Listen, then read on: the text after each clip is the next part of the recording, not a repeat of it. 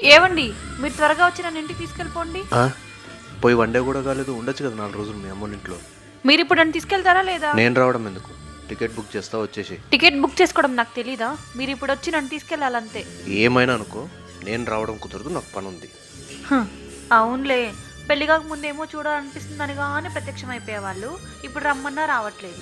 అది గజాను, నాకు తెలుసు, నేనంటే మీకు ఇష్టమే పోయింది. 3 hours later.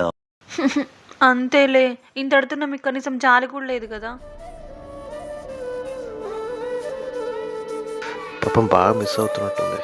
ఎంత ప్రేమ ఉంటే అంత తెలుస్తుంది. సర్లే, సరే వస్తా. సరే.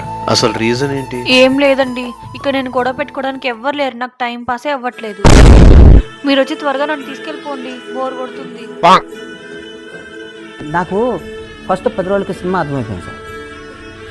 ఇది ఇక్కడ అనవసరంగా బతకాలి, యాక్ట్ చేస్తూ బతకాలి, మన్ని మోసం చేసుకుంటూ బతకాలి, మన మీద మనం అబద్ధాలు ఆడుకుంటూ మనం బతకాలి.